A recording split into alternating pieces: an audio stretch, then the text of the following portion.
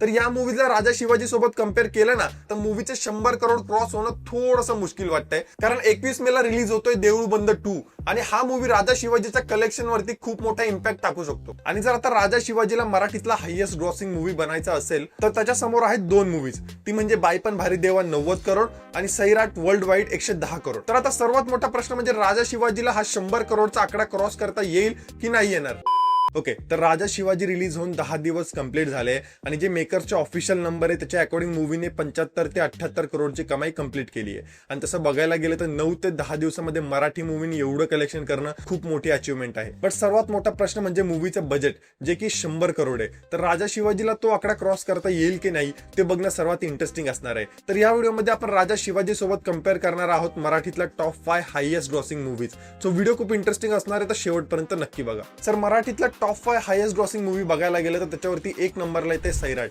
सैराटचं budget होतं 4 करोड, मूवीने कमवले 110 करोड. 2 नंबरला येतो बाई पण भारी देवा, त्याचं बजेट होतं 6 करोड, मूवीने टोटल कमवले 90 करोड प्लस. 3 नंबरला स्वतः रितेश देशमुखची वेड येते, ज्याचं बजेट होतं 10 ते 15 करोड आणि मूवीने बॉक्स ऑफिसवरती 75 करोड प्लसची कमाई केली होती. त्यानंतर येतो महेश मांजरेकर यांचा नटसम्राट, ज्याचं बजेट होतं 4 ते 5 करोड, त्या मूवीने बॉक्स ऑफिसवरती 48 करोडची कमाई केली होती. आणि 5 नंबरला येतो पावनखिंड, ज्याचं बजेट होतं 10 करोड आणि मूवीने बॉक्स ऑफिसवरती 43 करोड प्लसची कमाई केली होती. तर या मूवीज सोबत राजा शिवाजीला कम्पेअर करायचं झालं तर राजा शिवाजी ऑफिशियली वेडला क्रॉस करून नंबर 3 वरती गेले, कारण मूवीचं कलेक्शन 75 करोड प्लस झालं. आणि जर आता राजा शिवाजीला मराठीतला हायेस्ट ग्रॉसिंग मूवी बनायचा असेल तर त्याच्या समोर आहेत दोन मूवीज, ती म्हणजे बाई पण भारी देवा 90 करोड आणि सैराट वर्ल्ड वाईड 110 करोड. आता राजा शिवाजीचं करंट कलेक्शन बघता बाई पण भारी देवाला राजा शिवाजी एकदम इझिली क्रॉस करेल, बट तरी राजा शिवाजीला टॉप 1 मध्ये येण्यासाठी सैराटचं 110 करोडचं कलेक्शन क्रॉस करावं लागेल, म्हणजे ऍटलिस्ट अजून 30 ते 32 करोड. तर आता राजा शिवाजीला या मूवी सोबत थोडं जास्त कम्पेअर करायचं झालं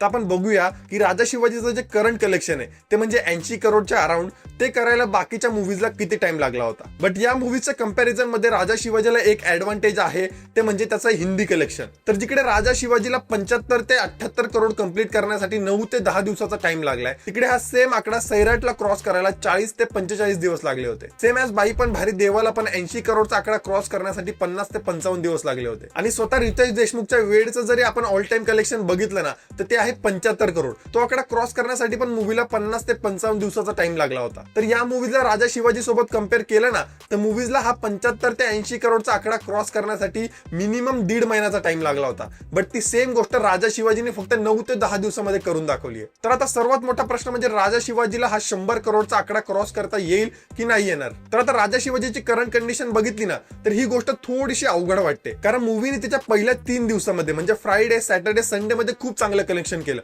बट मंडे पासून जो मूवीने ड्रॉप घेतलाय ना ते बघून थोडंसं ही गोष्ट अवघड वाटते. तर मूवीचा पहिला दिवस 1 मे, ज्या दिवशी पूर्ण महाराष्ट्राला सुट्टी होती, त्या दिवशी मूवीने ओपनिंग डेला 11.5 करोडची कमाई केली. बट हेच कलेक्शन सॅटर्डेला थोडंसं कमी झालं, ते म्हणजे 10.5 करोड वरती, म्हणजे टोटल 1 करोडचा गॅप. बट संडेला मूवीने परत थोडा जम्प घेतला, फर्स्ट डेच्या अकॉर्डिंग संडेला थोडंसं कलेक्शन जास्त केलं, ते म्हणजे 12 करोडचं. आणि इथे सर्वांना वाटलं होतं की मूवी आरामात पर डेला 10 ते 8 करोडचं कलेक्शन करेल, बट हे कलेक्शन अचानक खूप ड्रॉप झालं, ते गेलं 4 ते 5 करोड वरती. आणि या फ्रायडे पर्यंत मूवी पर डे 4 ते 5 करोडचं कलेक्शन करत होती. सॅटर्डेला थोडासा जम्प झाला आणि मूवीचं कलेक्शन 5 ते 6 करोड वरती गेलं आणि सेकंड संडेला मूवीचं कलेक्शन गेलं 7 ते 8 करोड वरती. आता जर हे आकडे बघितले ना तर मूवीचे 100 करोड क्रॉस होणं थोडंसं मुश्किल वाटतंय, कारण 21 मेला रिलीज होतोय देऊळ बंद 2 आणि हा मूवी राजा शिवाजीच्या कलेक्शन वरती खूप मोठा इम्पॅक्ट टाकू शकतो. तर राजा शिवाजीने या वीक मध्ये 2 ते 3 करोडचं स्टेबल कलेक्शन ठेवलं तर राजा शिवाजी या वीक मध्ये बाई पण भारी देवाला इझिली क्रॉस करेल. पण सैराटचं 110 करोडचं कलेक्शन क्रॉस करणं थोडंसं अवघड वाटतंय. तर आता आपण राजा शिवाजीला फक्त बॉक्स ऑफिसच्या नंबर वरती कम्पेअर केलंय, कारण टेलिव्हिजन आणि ओटीटीचे नंबर अजूनपर्यंत ऑफिशियली समोर आलेले नाहीयेत. तर हे होतं माझं राजा शिवाजीचा बॉक्स ऑफिस कलेक्शनचा अनालिसिस. तुम्हाला काय वाटतं, मूवी 110 करोडचा आकडा क्रॉस करून मराठीतली हायेस्ट ग्रॉसिंग मूवी बनू शकते का?